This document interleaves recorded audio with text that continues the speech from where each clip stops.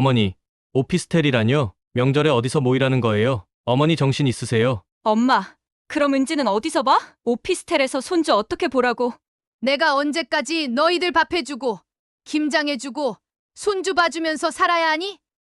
68살에 이제는 나도 좀 편하게 살고 싶다. 어머니가 이러실 줄은 정말 몰랐어요. 명절에 자식들 못 오게 하는 엄마는 엄마밖에 없을 거야. 그래, 나밖에 없겠지.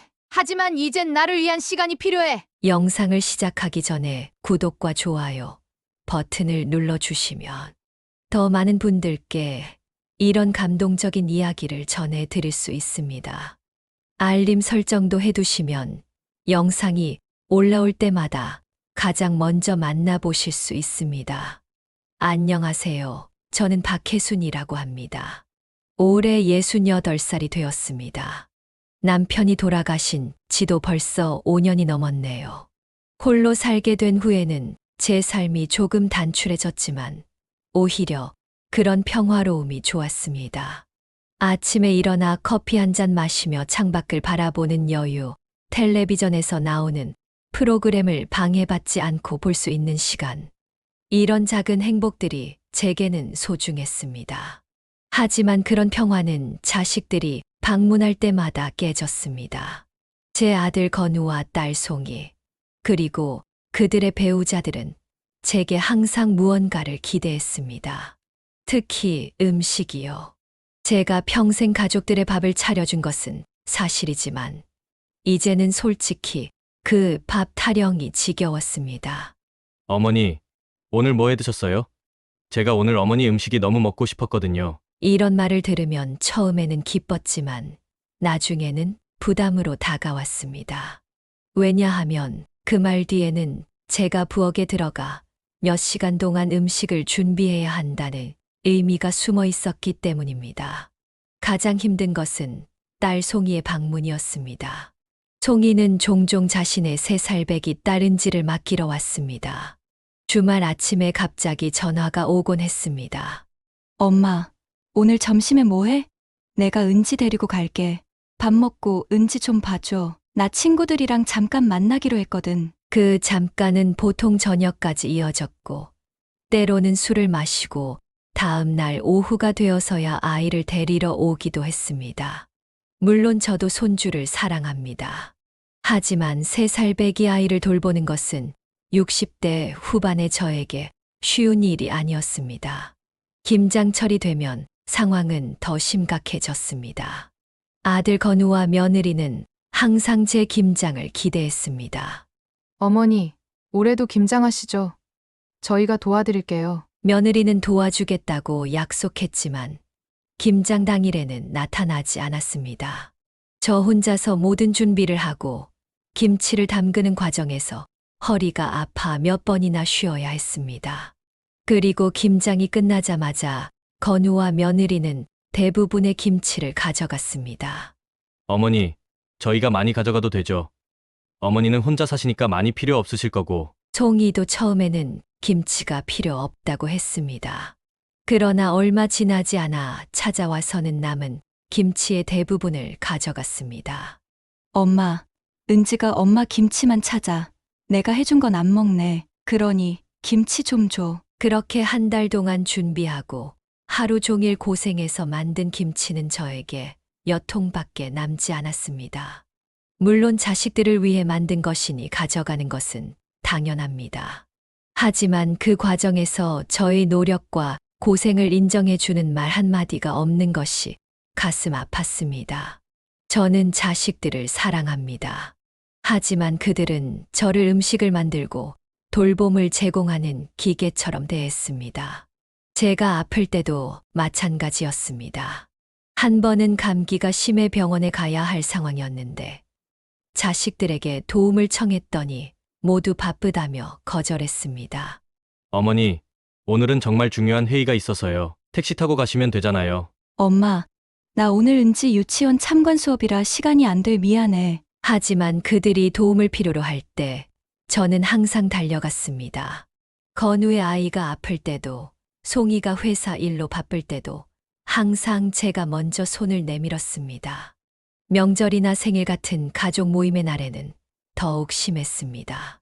모든 준비와 정리를 제가 혼자 감당해야 했습니다. 자식들은 저에게 인사만 하고 서로 이야기하느라 바빴고, 집에 돌아갈 때는 어머니, 저희가 오늘 효도했죠? 라고 묻기까지 했습니다. 효도라. 그들은 단지 제 집에 와서 제가 준비한 음식을 먹고 가는 것이 효도라고 생각했나 봅니다. 실제로는 그들의 방문이 저에게 큰 부담이었는데 말이죠. 명절마다 자식들이 모이면 저는 며칠을 알아 누워야 할 정도로 힘이 들었습니다. 명절 전에 장을 보고 음식을 준비하고 집안 청소를 하는 과정이 68세의 제게는 너무 버거웠습니다. 그래서 여러 번 꼭 다 같이 올 필요 없다거나 밖에서 외식하자고 제안했지만 자식들은 오히려 시큰둥한 반응을 보였습니다. 엄마, 그게 무슨 말씀이세요? 명절인데 외식을 어떻게 해요? 다들 엄마 음식 먹으러 오는 건데. 어머니, 명절에는 가족이 다 같이 모여야죠. 전통을 지켜야지요. 한 번은 정말 지쳐서 명절에 여행을 간다는 거짓말을 했습니다. 아들 건우는 놀라워하며 말했습니다. 어머니, 명절에 자식을 못 오게 하는 건 엄마밖에 없을 거예요. 도대체 왜 그러세요? 그때 저는 속으로 생각했습니다. 왜 그러냐고. 나도 이제는 쉬고 싶어서 그런다. 하지만 말로 표현하지는 못했습니다. 대신 나도 이제 나이가 들어서 그런 고생을 감당할 자신이 없구나. 라고 대답했습니다. 그렇게 몇 번의 명절이 더 지나고 저는 결국 큰 결심을 하게 되었습니다. 자식들이 모일 수 없는 환경을 만들기로 한 것입니다. 방법은 간단했습니다. 세 식구가 살던 아파트에서 나 혼자 살기에 적당한 좁은 오피스텔로 이사하는 것이었습니다. 어머니, 오피스텔이라뇨? 그런 좁은 곳에서 어떻게 사세요? 엄마, 그러다 외롭게 돌아가시려고 그러는 거예요? 우리 마음 아프게. 자식들은 처음에 격하게 반대했습니다. 하지만 저는 청소의 편리함과 병원 접근성을 이유로 들었습니다. 나이가 들수록 청소하기 힘들단다. 이 넓은 집을 어떻게 혼자 관리하니? 게다가 오피스텔은 병원이랑 가까워서 좋아. 아프면 바로 갈 수 있잖아. 결국 아파트를 팔고 오피스텔로 이사를 했습니다. 그리고 예상대로 제 생활은 많이 달라졌습니다. 아파트를 팔고 작은 오피스텔을 산 후에는 경제적 여유도 생겼습니다. 남은 돈으로 제가 항상 가보고 싶었던 유럽 여행도 다녀올 수 있었습니다. 청소하는 시간도 줄어들어 취미 생활을 시작할 수 있었고, 요가 교실에 다니면서 오랜만에 친구들도 사귀었습니다. 무엇보다 좋았던 점은 좁은 공간이 김장을 할 수 없고 손주를 맡기기 어렵다는 완벽한 핑계가 되었다는 것입니다. 어머니, 올해 김장은 언제 하세요? 아이고, 이 좁은 오피스텔에서 어떻게 김장을 하니? 베란다도 없고 김치 담글 공간도 없어. 엄마, 오늘 은지 좀 봐줄 수 있어? 이 좁은 곳에 은지가 뛰어놀 공간이 어디 있니?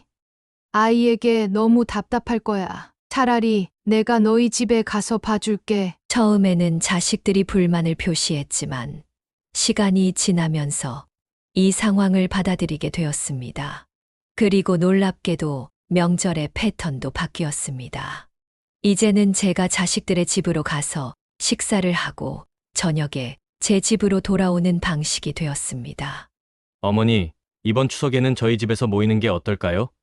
어머니는 간단히 오셔서 식사만 하시고 가시면 돼요. 엄마, 다음 명절에는 우리 집에서 하자. 건우네는 지난번에 했으니까 이번엔 우리 차례야. 아들과 딸이 서로 절충의 명절 모임을 주최하게 되었고, 저는 부담 없이 방문했다가 제 집으로 돌아오게 되었습니다. 이렇게 되니 오히려 자식들과의 관계가 더 좋아졌습니다.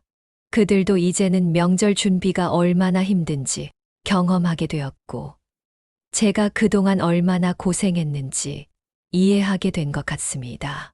어머니, 정말 대단하세요.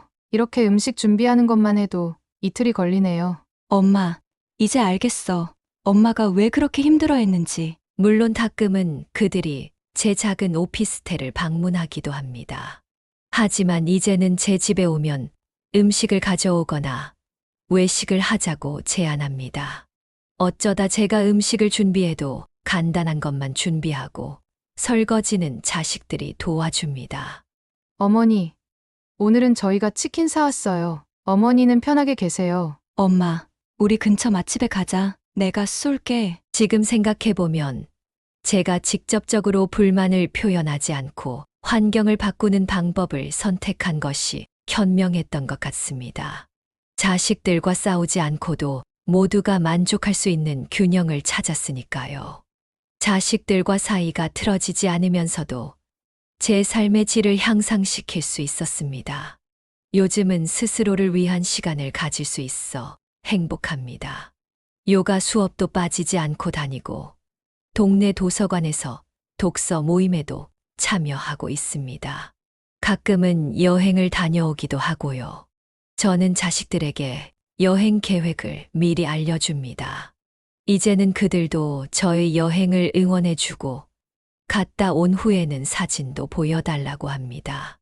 어머니, 이번엔 어디 가세요? 사진 많이 찍어오세요. 엄마, 여행 잘 다녀오고 조심하고 재밌게 놀다 와. 저는 제가 집에 있을 때 손주를 데려와 함께 시간을 보내는 것도 좋아합니다.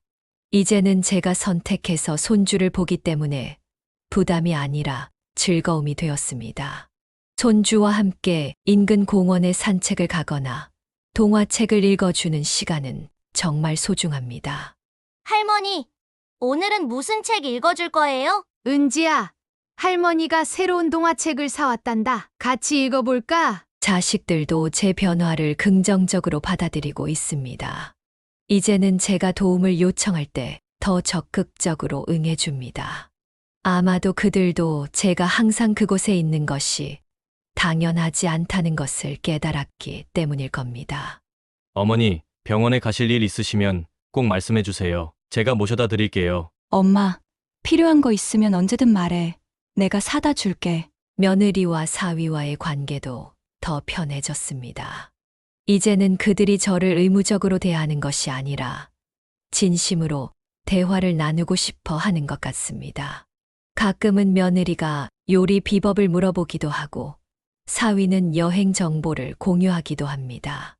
어머니, 이번에 해주신 된장찌개가 정말 맛있었어요. 비법 좀 알려주세요. 장모님, 다음에 여행 계획 있으세요? 제가 좋은 정보가 있어요. 김장철이 되면 이제는 딸 송이네 집에서 함께 김장을 합니다. 송이와 며느리 그리고 제가 함께 일하니 훨씬 수월하고 즐겁게 할 수 있습니다.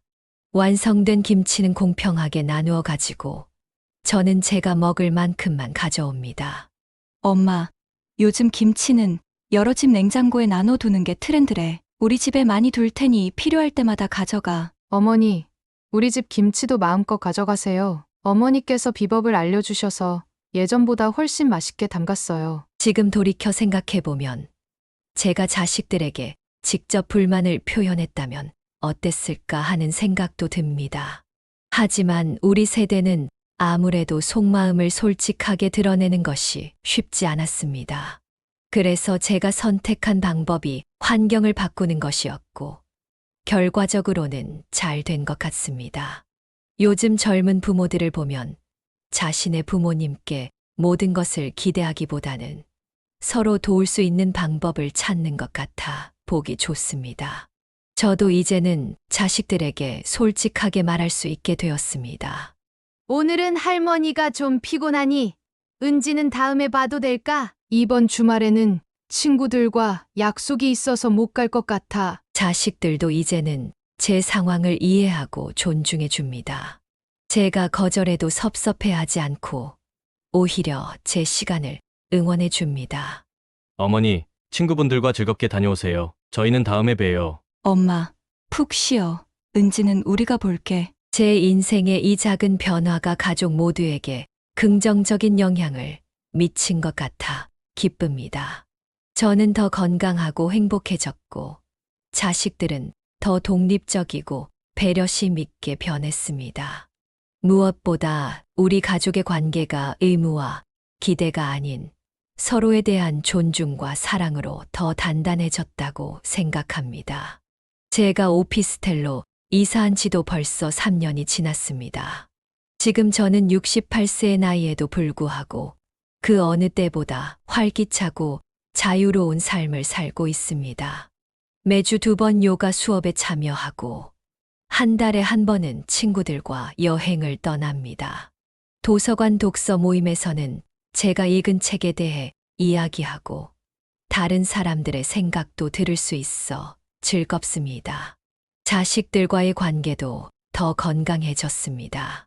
이제는 서로가 서로를 존중하고 각자의 공간과 시간을 인정하게 되었습니다. 저는 더 이상 그들의 요구에 휘둘리지 않고 제 의견을 자유롭게 표현할 수 있게 되었습니다. 건우야, 이번 주말에는 친구들과 제주도 여행을 가기로 했어. 송이야, 나 요즘 요가에 푹 빠져 있어. 내가 추천해준 요가복이 정말 편하더라. 자식들도 저의 이런 변화를 응원해주고 오히려 더 자주 연락을 해옵니다. 이제는 무언가를 요구하기 위해서가 아니라 진심으로 제 안부를 물어보고 대화를 나누기 위해서요.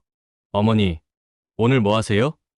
잘 지내고 계신가 해서요. 엄마, 요가 수업은 어땠어? 재미있어? 손주 은지도 이제 6살이 되었습니다. 은지는 할머니 집이 작아도 불만이 없습니다. 오히려 아늑하고 편안한 제 집을 좋아합니다. 가끔 은지를 데리고 근처 공원에 가거나 도서관에 가는 시간은 정말 소중합니다. 할머니, 오늘은 무슨 책 읽어줄 거예요? 할머니, 나랑 공원에서 놀아요. 명절에도 이제는 자식들의 집에서 편안하게 식사만 하고 오는 패턴이 자리 잡았습니다. 건우와 송이가 번갈아가며 명절 모임을 주최하고 저는 그저 손님으로 참석합니다. 음식 준비나 치우는 일에 신경 쓰지 않아도 되니 명절이 즐거운 시간이 되었습니다. 어머니, 다음 명절에는 저희 집에서 해요. 어머니는 그냥 편하게 오시기만 하면 돼요. 엄마, 우리 집에서 하는 다음 명절에는 엄마가 좋아하는 갈비찜 해볼게. 가끔 자식들이 제 집에 오면 이제는 음식을 사오거나 함께 요리를 합니다. 더 이상 저 혼자 모든 것을 준비하지 않습니다. 함께 요리하고 함께 식사하고 함께 치우는 과정이 더 즐겁고 의미 있게 느껴집니다.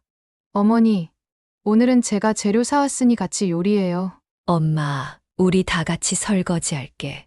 엄마는 쉬어.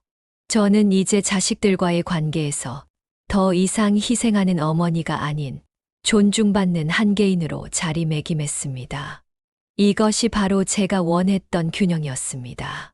처음에는 자식들의 반대와 오해로 힘들었지만 지금은 모두가 더 행복해졌습니다. 제가 스스로를 위한 시간과 공간을 확보함으로써 오히려 가족 관계가 더 건강해진 것입니다. 자식들도 이제는 부모에 대한 의존과 기대를 조절하는 법을 배웠고 서로에 대한 존중과 배려를 실천하게 되었습니다. 이런 변화를 통해 저는 깨달았습니다. 가족 간의 진정한 사랑은 서로를 얽매는 것이 아니라 각자의 행복을 응원하고 존중하는 것이라는 사실을요. 그리고 나이가 들어도 새로운 시작과 변화는 가능하다는 것도요.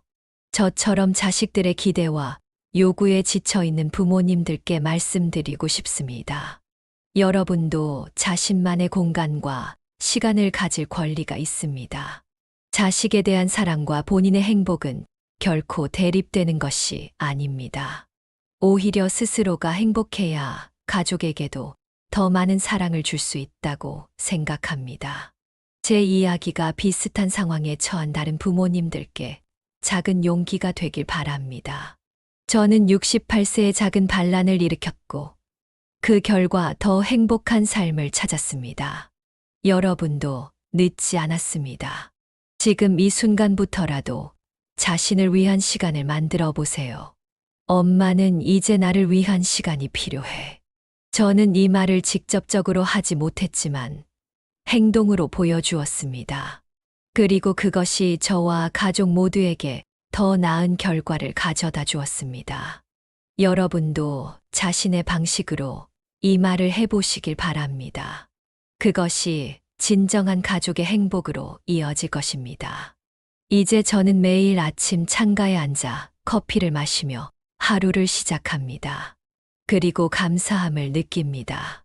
제 삶의 주인공이 된 것에 대한 감사함, 건강한 가족 관계를 찾게 된 것에 대한 감사함, 그리고 무엇보다 늦게나마 제 자신을 위한 시간을 만들기로 결심한 것에 대한 감사함을요.